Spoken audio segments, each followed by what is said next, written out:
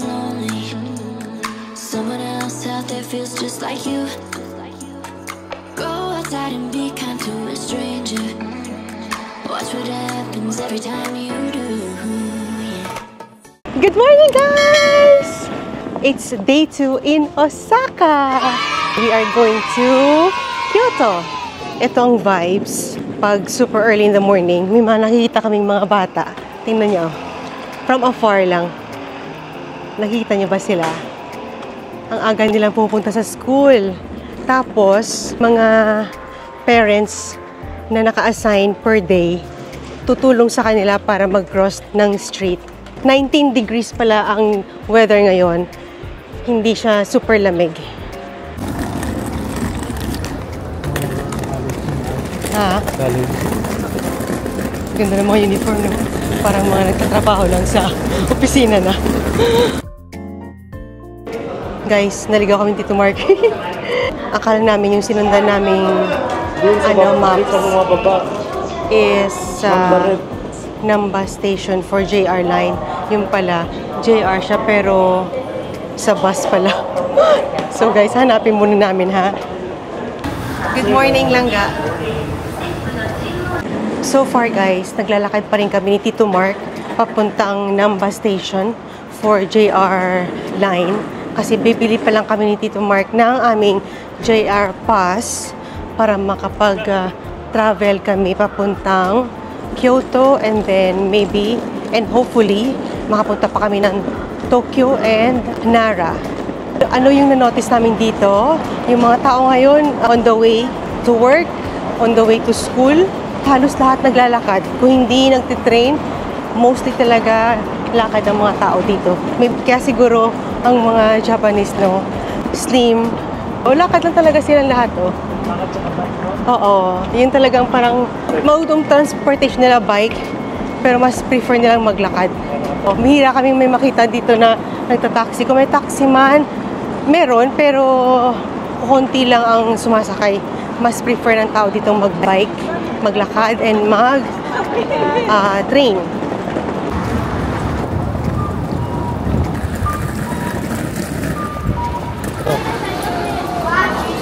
Magta-try kami nito ni Tito Mark kasi naamoy namin habang naglalakad.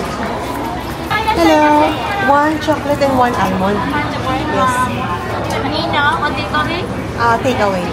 Arigatou gozaimasu. Hi! Thank you.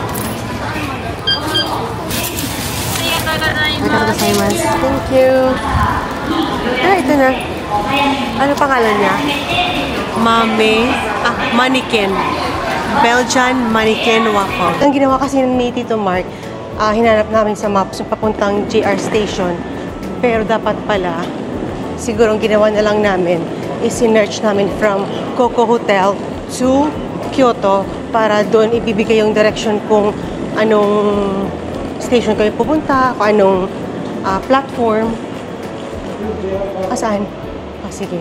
Now, bago kami lumabas ng JR Station din to, pero ang inakyatan namin ni Tito Mark sa bus. May nakita kaming signage papuntang JR office na train. Hopefully, ito na talaga yun.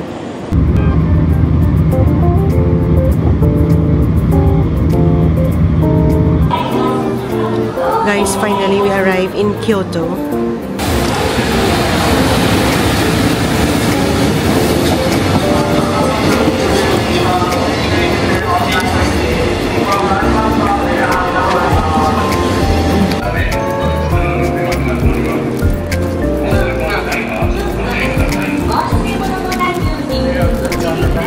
Finally, nandito na kami Tito Mark sa Kyoto. Yung mga cute na sakyan na yan, guys. Hindi ko yan una nakita ni Tito Mark sa Kyoto. Kaya na-in-love siya sa mga sasakyang maliliit. Yung yung minivan. So, yun ang cute na sakyan. Nakita niyan. Ayan!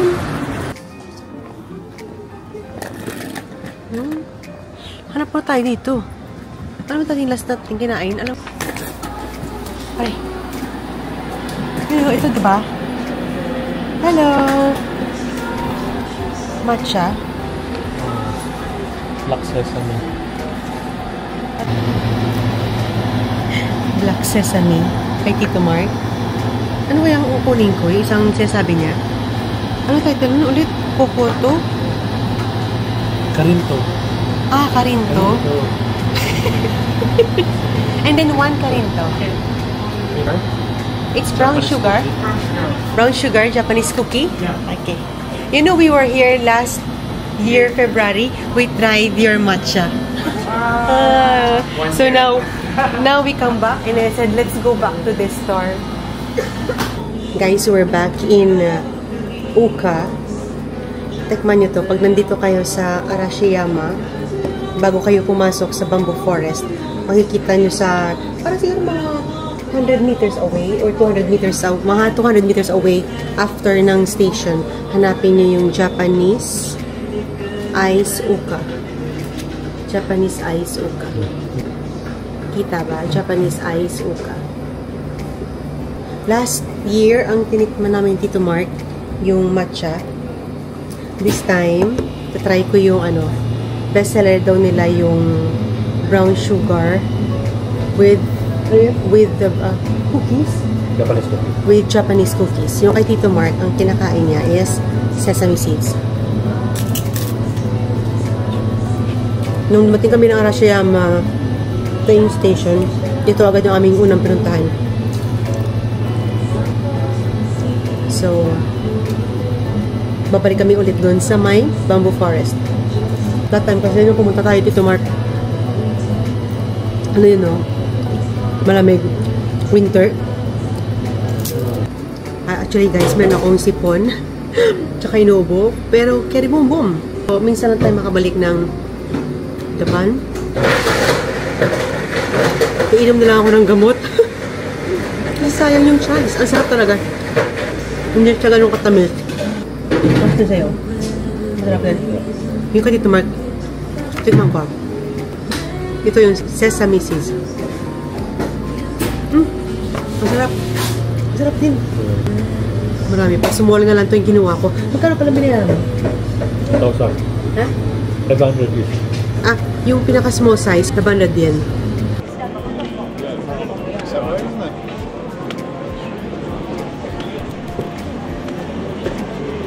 Papakatay sa bamboo.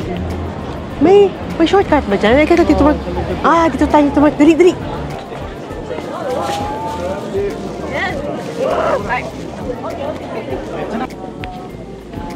Konnichiwa, yudodo.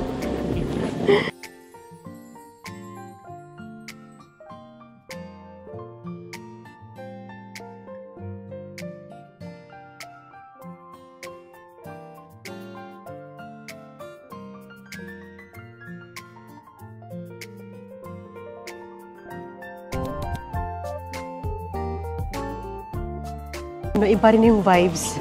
Paano? Pag inulan dito, no? Dito, sige. Let's go. Ano ang tawag dito? Rekishi. Rekishi. Let's go up. Oops.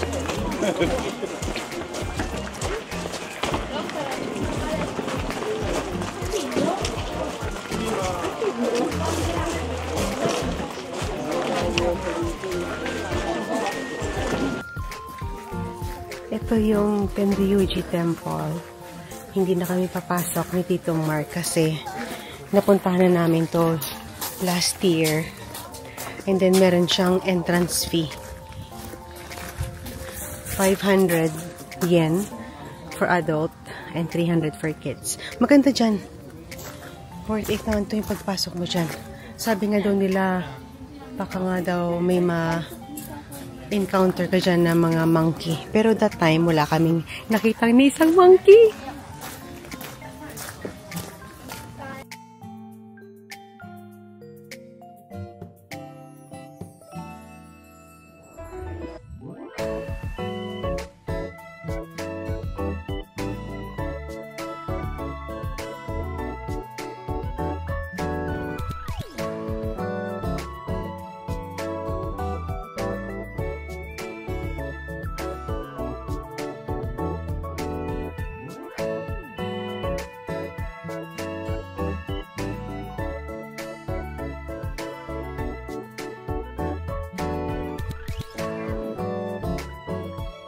finally we arrived in Bamboo Forest. Kahit na hapon na, ang dami pa rin mga tao. Ang tagal namin makalabas dito kasi ang dami naming pictures.